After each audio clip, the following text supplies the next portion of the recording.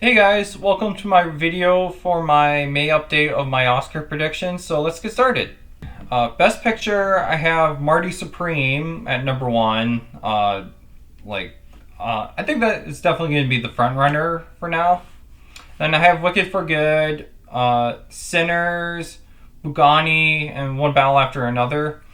If One Battle After Another is divisive, I can still see it getting in the Oscars. I think it's still could get a Best Picture nomination because Paul Thomas Anderson's a big name. So most of the time, I would say 90% of the time, 80% of the time, he gets in the Oscars for Best Picture and Best Director or screenplay.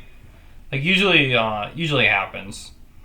And then Sinners is the one that's definitely gonna get nominated for Best Picture.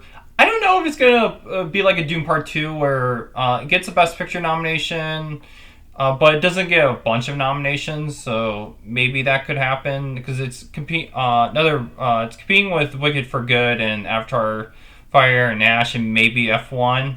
So they'll gonna be like give a couple of blockbuster movies some like technical award nominations. So maybe Sinners could go that route. Maybe not. We'll see what happens.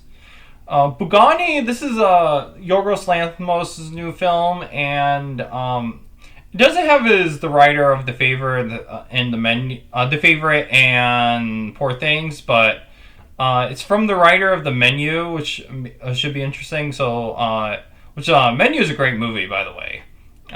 But Bugani could actually definitely get a Best Picture nomination. And then I have Hamnet, which I think it will still get nominated. I think it's super Oscar bait, and it'll be hard for the Academy to ignore this movie at the moment. And I have that at number 6.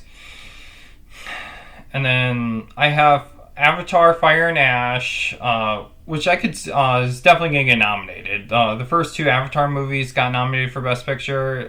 This one will get Best Picture nomination at the moment, but it's definitely going to get a Best Picture nomination.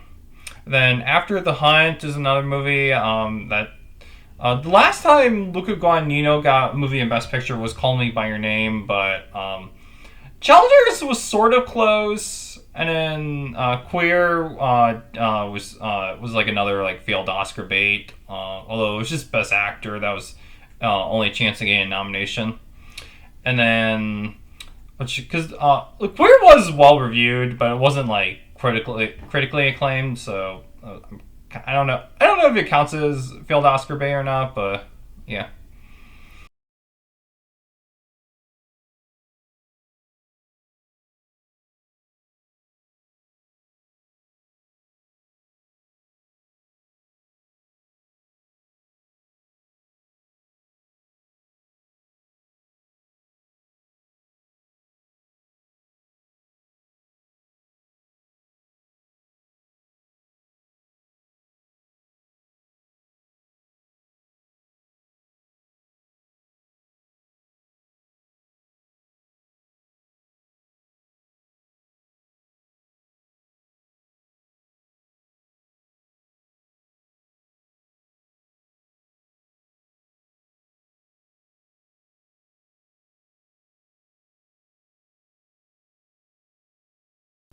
Then I have Ellen McKay, which could be a Best Picture play. I hope James L. Brooks returns to the Oscars, since he hasn't gotten a film nominated for Best Picture since As Good as It Gets. So maybe Ellen McKay will be his return to the Oscars. Then I have Hedda, which it's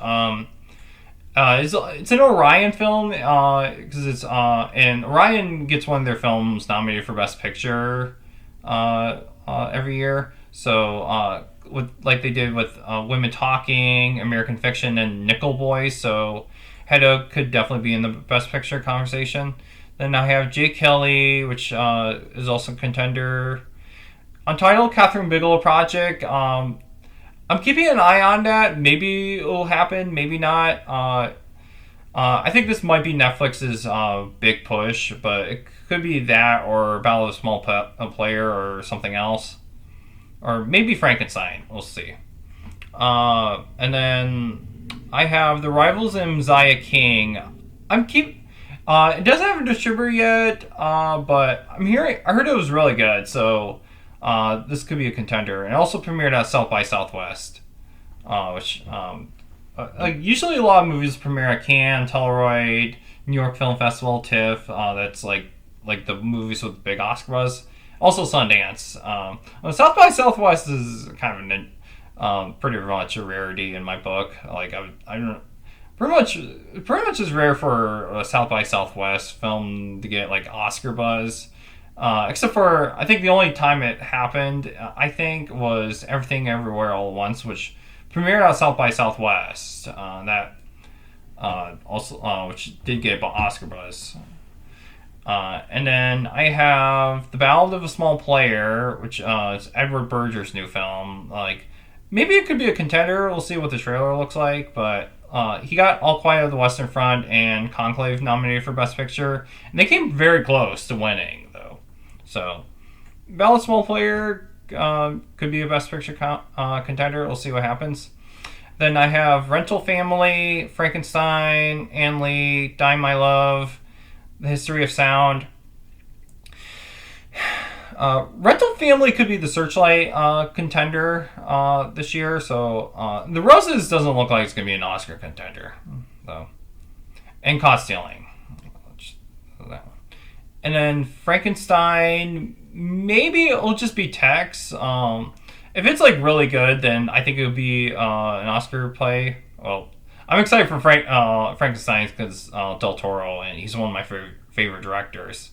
So yeah, I'm really excited for Frankenstein. And I'm hearing it's probably going to get an IMAX release, which would be super cool. And then Ann Lee, which it's from the director of The World to Come, and she was the co-writer on The Brutalist.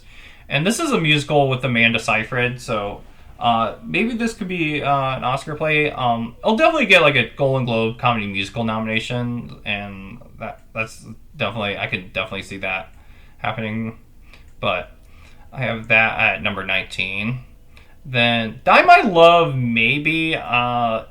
Like the only time, like I don't really see it happening, but we'll see what happens. The History of Sound, maybe it will probably just be like screenplay acting thing.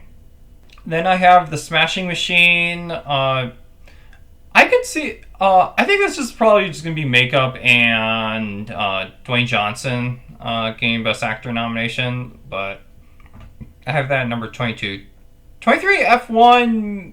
Maybe it will repeat the success of Top Gun Maverick. Maybe not, but I think I only can see this getting sound and maybe visual effects. Well, we'll see what happens.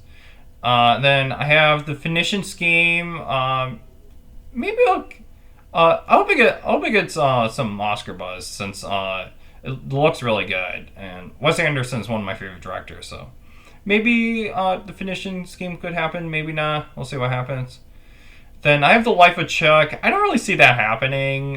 It won the TIFF People's Choice Award, which is an indicator for the movie getting a Best Picture. Will definitely get a Best Picture nomination. But the last time it happened, that TIFF's People's Choice Award won and didn't get a Best Picture nomination was a movie called Where Do We Go Now? Or like if I think that's the title of the movie. Correct me if I'm wrong. But that didn't get a Best Picture nomination. And then The Lost Bus is another movie. Maybe I could see this happening, maybe not. But I have that number 26. And then Highest to Lowest. Is this thing on In the Hands of Dante? Probably not. In the Hands of Dante might be a contender. It's from the director of The Diving Bell and the Butterfly and Eternity's Gate, and maybe it'll get a low nomination for like something else, but we'll see what happens. Best director, I have Yorgos Lanthimos for Begonia. If I'm predicting now who's going to win now, I'm going to say Yorgos Lanthimos. At the moment, it's either him or Ryan Coogler, maybe Josh Safdie. But I have him number one. Mostly because I don't know who's number one right now, but we'll see. But I have pretty much. I will see more. I want to say more likely to get nominations. Yorgos Lanthimos, but that one, and then Ryan Coogler, Sinners, Josh Safdie, Marty Supreme. Paul Thomas Anderson, One Battle After Another. Usually, Paul Thomas Anderson. Usually, I'll say 90% of the time he gets a nomination for his movie for like director or screenplay or or picture. Either of those three or both. And then, because the only time he didn't, one of his movies didn't get a nomination, that he didn't get a nomination for that movie was Hard Eight, Punch Drunk Love, and The Master. He got a screenplay nomination for Inherent Vice and a director nomination for Phantom Thread, and etc. And then I have, Paul Thomas Anderson. I can see definitely happening for director. Then I have Joachim Trier, Sentimental Value. He's the Cannes movie. His movie is at Cannes, so I have him at number 5 for director. And then John M. Chu, I can see this happening for maybe he could end up getting in getting in for director for Wicked for Good because he won Critics' Choice for the first Wicked movie, which was a surprise. So maybe, and he didn't get nominated for director for Wicked, so maybe he'll get a nomination for Wicked for Good. I have a number 6, but I won't be surprised if he gets in for director. Then have Chloe Zhao, Hamnet, Luca Guadagnino, After the Hunt. Those two are like maybe in the maybe pile. Chloe Zhao I can see mostly happening for Hamnet. Luca Guadagnino maybe not for After the Hunt, but I have Luca Guadagnino and Chloe Zhao. I have Chloe Zhao at number 7 and Luca Guadagnino at number 8. Then James Cameron, Avatar: Fire and Ash. He sort of came close for Avatar: The Way of Water. He also got nominated for the first Avatar movie. Maybe he'll get in for Fire and Ash. Maybe, which will be super cool though. If he gets in for Avatar: Fire and Ash. And then Nia DaCosta, Hedda. Maybe it'll happen. Maybe not. Scott Cooper, Deliver Us from Nowhere. Then I have Catherine Bigelow for Untitled Catherine Bigelow Project. That seems like a very directy movie, but I have her at number 12 on the list. And then I have Hikari, Rental Family. Maybe that could happen. Maybe it could be just a Critics' Choice thing. Noah Baumbach, Jake Hilly, Edward Berger, The Ballad of the Small Player. Edward Berger didn't get nominated for Best Director at the Oscars for All Quiet on the Western Front and Conclave, although he came pretty close with Conclave. And then Andrew Patterson, The Rivals of Messiah King. Maybe it could be like an Independent Spirit Award type nomination film for director. Then Mona Fastvold, Ann Lee, maybe. And then Lynn Ramsey, Die My Love. I don't really see that happening. I forgot to put Anemone on the list. I think it's in the middle. I think Focus Features is going to focus on Hamnet and Begonia. But Anemone might get a couple nominations. And then Best Actor, I have Timothée Chalamet for Marty Supreme. He's definitely going to get the nomination. And then Jesse Plemons, Begonia. Jeremy Allen White, Deliver Me from Nowhere. It's a very Oscar bait role. He's playing Bruce Springsteen. And music biopics get nominated for lead acting nominations usually. And then Paul Mescal, Hamnet, Daniel Day-Lewis, Anemone. Paul Mescal, I am predicting him to go lead for Hamnet and supporting for the history of sound, but Paul Mescal is playing William Shakespeare, so I have him at number 4. Daniel Day-Lewis in Enemy, he might be going along with the movie. I think it's probably going to be an Enemy's only nomination, but we'll see what happens. Leonardo DiCaprio, One Battle After Another. He could go along with this movie. Maybe it could be like a Killers of Flower Moon situation where he gets a couple of precursors and comes close to getting the nomination, but he doesn't end up getting nominated. Maybe it could happen for One Battle After Another for Best Actor for Leonardo DiCaprio. Then I have Matthew McConaughey, The Rivals of Messiah King. If the movie gets picked up by Focus Features, Neon, A24, etc., maybe he could be a contender for this movie. Then Colin Farrell, The Ballad of a Small Player. Probably not. Maybe he'll just get the Golden Globe nomination.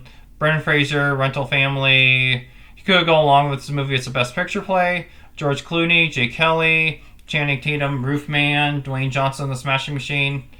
Dwayne Johnson maybe could move up the list of most likely to get a Best Actor nomination further on, but I have him at number 12 since I think it's going to be just makeup. Then William Dafoe, Late Fame maybe could happen. Josh O'Connor, The History of Sound. Gamel Marbach, Novelle Vague. Matthew McConaughey, The Last Bus. Michael B. Jordan, Sinners. Will Arnett, Is This Thing On? Robert Pattinson, Die My Love. I don't see them getting nominated for Best Actor. So, Best Actress, I have Cynthia Erivo at number 1. She could win for this movie since she was incredible in the first movie, so I have her at number 1. Then I have Jessie Buckley for Hamnet. She could go in for this movie. And then Emma Stone, Bogani, I could see that definitely happening. Julie Roberts, After the Hunt, and then I have Ravante Rysel, Sentimental Value. She could go along with the movie if the movie's a Best Picture contender. So I have her at number 5. And then Emma Mackey, Ella McKay. I think she could pick up some precursors along the way.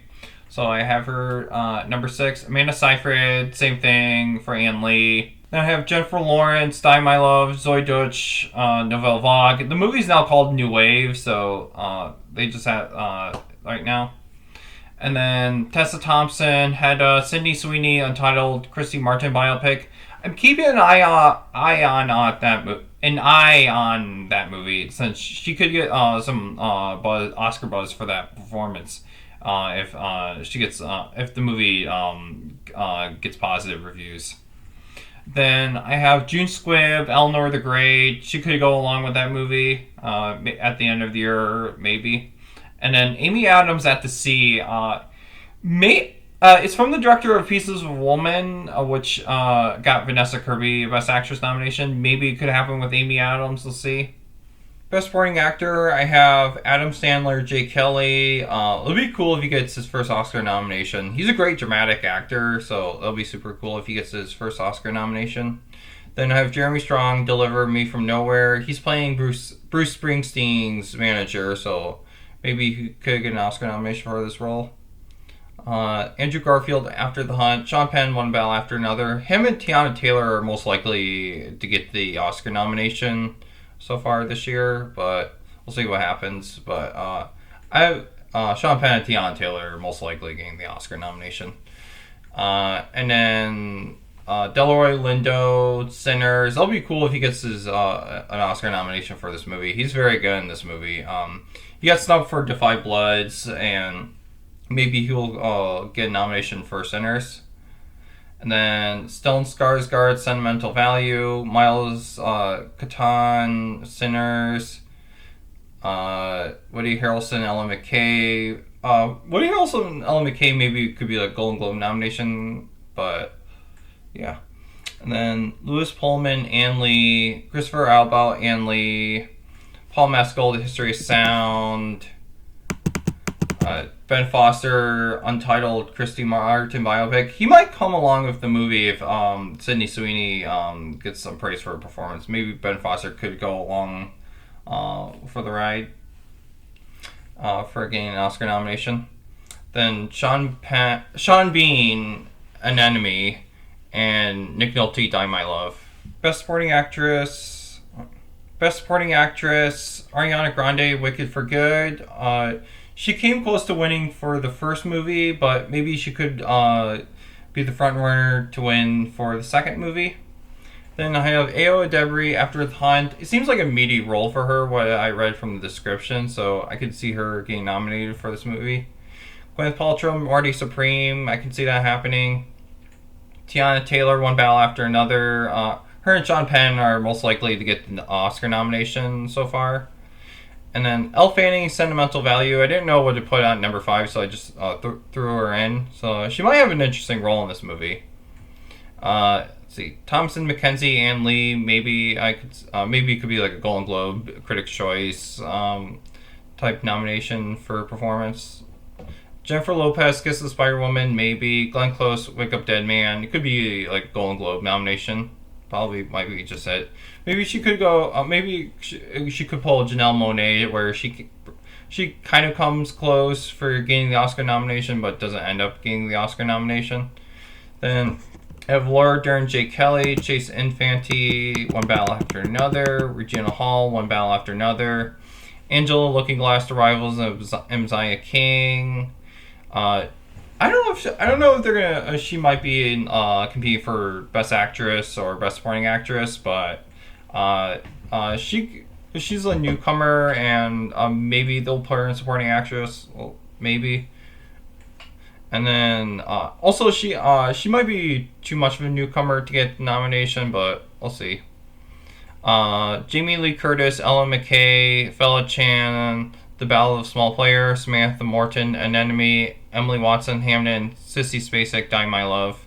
Best Original Screenplay, I have After the Hunt. I heard the script was incredible, so that looks like it's going to be the front runner. Then I have One Battle After Another. I think Paul Thomas Anderson is most likely to win screenplay for this than directing. Then I have Sentimental Value. The director's last film got a screenplay nomination, so I'm putting Sentimental Value could get a screenplay nomination. Then Jake Kelly, Marty Supreme, then Ella McKay, Rental Family, The Rivals, Mzia King, Is This Thing On, Anemone, The Finishing Scheme, New Wave, Late Fame, Untitled, Catherine Bigelow film, and Ann Lee. Like The Hurt Locker and Zero Dark 30 got screenplay nominations, so maybe Catherine Bigelow's new film could get a screenplay nomination. I have it at the bottom of the list, but maybe it could move up earlier further in the year. So we'll see what happens. Best Adapted Screenplay, I have Bugani at number 1. I could see that. That's definitely going to be the front runner at the end of the year for screenplay. So I could see that happening. Then have Deliver Us From Nowhere. A Complete Unknown got nominated last year, which was another music biopic movie. And Deliver Us From Nowhere could also be a music biopic screenplay nomination. Then I have Hamnet, The Ballad of Small Player, and Wake Up Dead Man. With Knives Out and Glass Onion both got screenplay nominations. So Wake Up Dead Man, I could definitely could see it getting a screenplay nomination. Then I have Wicked for Good. Maybe that could get a screenplay nomination. The Life of Chuck, The Ballad of a Small Player, Die My Love, and In the Hand of Dante. Best Cinematography, I have Marty Supreme at number 1, then Begonia, Sinners, One Battle After Another, and Frankenstein. I could see Marty Supreme. I think. Well, I don't know what the look of the movie looks like, but I'm guessing it's going to have really good cinematography, so I have it at number 1. And then 6, I have Avatar, Fire and Ash, then New Wave, which since it's in black and white. F1, Top Gun Maverick came pretty close to getting a cinematography nomination, but maybe it'll get the cinematography nomination, we'll see. And In the Hand of Dante, Julius Nobles, I'm probably butchering the last name, but yeah. That might his films look really good, cinematography wise. So maybe that gets in. And then Ann Lee. Then After the Hunt. I'm guessing might look kind of standard. Not too glossy. Not too showy. But I have that at number 11. Let's see. Then Anemone, The Phoenician Scheme, and Hedda. So I have yeah. Best editing, I have Marty Supreme. Probably going to be a lot of editing since it's a ping pong movie. So maybe that could actually I could see that getting editing, being the front runner. Then One Battle After Another, Sinners, Begonia, and Deliver Us from Nowhere. Because usually the music biopics get like an editing nomination, so most of the time. So I could see that. I could see Deliver Us from Nowhere getting in for editing. Then I have Wicked for Good, J. Kelly, F1, After the Hunt, The Rivals of Uzziah King, The Lost Bus, Hamnet, Untitled Catherine Bigelow film, Avatar, Fire and Ash, and Roofman. Best production design, I have Wicked for Good winning since the first one won production design. And then I have Sinners, Avatar, Fire and Ash. The first two Avatar movies got nominated for production design, so I can definitely see Avatar, Fire and Ash getting a nomination for production design. Then I have Frankenstein. Del Toro's films usually get production design, so I'm just throwing that in there. Then Hamnet. Then the others I have is Ann Lee. One Battle After Another. Maybe it will happen, maybe not. The movie's contemporary, and most of the time the Oscars don't go for contemporary films and production design. If it's like flashy, then maybe. And then The Phoenician Scheme, Kiss of the Spider Woman, Bugatti. Bugatti might be like not a ton of locations, but maybe. We'll see what it looks like from the trailer. Then Marty Supreme, In the Hand of Dante and Hedda. Best costume design, I have Wicked for Good winning since the first one won costume design, and then the others I have Hamnet, Ann Lee, Sinners, and Frankenstein. Since those are the top 5. The others I have is Marty Supreme, The Phoenician Scheme, Hedda, Bugatti, In the Hand of Dante, and Kiss of the Spider Woman. Marty Supreme, there's supposed to be a lot of characters in Marty Supreme, so I could maybe see this being a costume design contender. And then The Phoenician Scheme is another one. I don't really see that getting nominated. Well, maybe. And then, yeah, Phoenician Scheme is like, I don't really see that movie getting nominated, so, yeah. And then Hedda is another one that's might be period piece costume design stuff.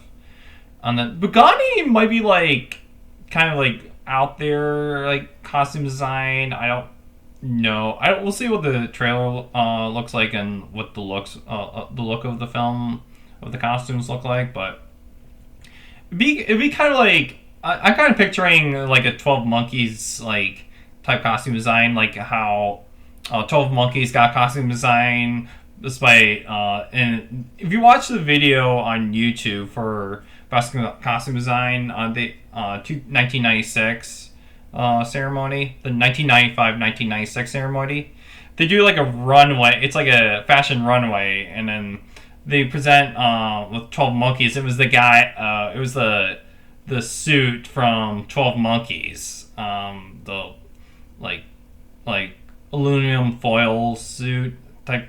Oh, I won't spoil it for you. I'll just see it. That's kind of what I'm picturing. Bugatti might be similar, but have that. And then In the Hand of Dante, what I read from the description, it looks like it's going to be very costume design heavy. And then Kiss of the Spider Woman is going to probably have a lot of flashy costume design. Best makeup, I have Wicked for Good at number 1. came pretty close for winning best makeup. It was like number 2 or number 3. Then I have Frankenstein, which I could see that happening since it's gonna be a lot of makeup on the Frankenstein and Bride of Frankenstein. Then I have the Smashing Machine, just prosthetic makeup on Dwayne Johnson. Ann Lee, I'm just throwing on there. It'll probably make the short list. I just put them number 4 since just throwing on there. There's not a lot of options for. I only have like 10 options for best makeup, so because there's not a lot, so I just threw it on there. Then Bugani, because there probably might be some like crazy makeup. In the Hand of Dante, that is gonna be probably like period makeup and stuff. Marty Supreme could make the short list. Also in the Hand of Dante, I won't be surprised if that makes the makeup short list. Sinners, same thing. 28 Years Later, that would be super cool if it gets a makeup nomination. Then Good Luck, Have Fun, Don't Die. I think it's coming out this year. It doesn't have a distributor, but it might. If it gets pick up by Netflix, maybe it might be just get dumped on Netflix or something like that thing. But I'm excited for that movie. It sounds pretty cool. Best casting. I didn't know what to put at number 1, so I just put in One Battle After Another, since that seems like that'll probably definitely get in for casting. Then Sinners, Wicked for Good, Marty Supreme, and Jay Kelly. So those are the 5 they'll definitely get in. And then Untitled, Catherine Bigelow film. It's an ensemble film, it looks like. So I have it on there. Then Hamnet, Deliver Us from Nowhere, After the Hunt, Ellen McKay, Roofman, The Life of Chuck, Ann Lee, and Rental Family. So those are the 14. Best sound, I have Sinners at number 1. Sound design is incredible in that movie. And then I have Wicked for Good. I think it's either Sinners or Wicked for Good so far, but Wicked for Good could be the front runner for winning sound. Then Avatar, Fire and Ash, Deliver Us from Nowhere, and F1. Then also I have The Running Man, Frankenstein, Bugani, Sinners, The Running Man, The Smashing Machine, because a lot of UFC fighting. Ann Lee, because a musical, Marty Supreme, and Tron Ares. And the last Tron movie got a sound nomination. So maybe Tron Ares. I won't be surprised if Tron Ares makes the shortlist, but I hope it does, because I saw the trailer for the movie looked awesome, and sound design was pretty cool. Best visual effects, Avatar, Fire and Ash is winning. The last 2 Avatar movies won visual effects, so Avatar, Fire and Ash is definitely winning. And then I have Wicked for Good, The Fantastic Four, First Steps, Tron Ares, F1, then the rest, Thunderbolts, Jurassic World Rebirth, those 2 are probably going to make the short list. Mission Impossible, The Final Reckoning, Frankenstein, How to Train Your Dragon, Superman, Captain America Brave New World, Lilo and Stitch, The Running Man, and Sinners. And The Running Man, I can see this getting maybe a couple texts. We'll see what the reviews are like, but I'm excited for the movie since Edgar Wright's one of my favorite directors, and obviously it's gonna be awesome. I really hope it's awesome. Frankenstein, I think it will probably make the short list. And then Mission Impossible: Final Reckoning, probably same thing. Jurassic World Rebirth, the Jurassic World 1, 2, and 3 made the short list for visual effects. So Jurassic World Rebirth probably will get visual effects short list mention. And then How to Train Your Dragon, I might be the long list, might just end up getting the long list. Superman, same thing. Maybe it could make the short list. Same with Captain America Brave New World, Lilo and Stitch.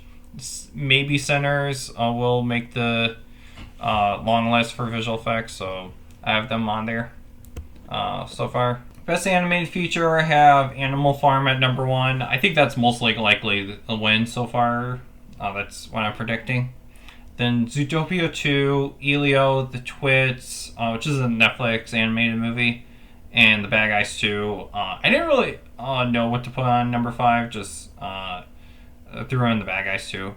Then Lost in Starlight, Poku, I hope I'm pronouncing that right, Niza 2, and K-Pop Demon Hunters. Not a lot of animated feature films coming out this year, so so far there might be more coming out this year, but those are what I have in my animated feature list. Best original score, I have Sinners at number 1. The score is amazing, and I hope it wins the award. Then I have Hamnet, Bugani, Frankenstein, and One Battle After Another. And the rest I have is Wicked for Good. Maybe it could get a score nomination. We'll see. Then After the Hunt, Marty Supreme, Avatar Fire and Ash, Ella McKay, Jay Kelly, The Finishing Scheme, Ann Lee, The Ballad of a Small Player, Hedda, and In the Hand of Dante. Ella McKay maybe could get a score nomination. I can see it making the short list. Jay Kelly, probably same thing. Finishing Scheme, probably. I think I can see the Finishing Scheme getting into a short list later in the year, but we'll see what happens. Ann Lee, Finishing Scheme, I think that's going to make the short list, no matter what. Ann Lee, The Battle of the Small Player, Hedda, and In the Hand of Dante. Also, bring back on the Finishing Scheme. I think I'll probably get a original score or short list. I won't be surprised if that happens. Ann Lee, probably same thing. And then Battle of Small Player, Hedda, and In the Hand of Dante probably could see making the original score short list. I hope you enjoyed my video. When I do my predictions for June, I'll add in international feature, original song, and documentary feature, since those are hard to. It's going to be hard for me to pinpoint which will be most likely get a nomination or not. But I'll add that in June for my June predictions. But I hope you enjoyed my video. Like, share, subscribe, comment on the video, and I'm going to do my Sanitopia reviews and my reviews of Hurry Up Tomorrow and Final Destination Bloodlines, and I'll see you later.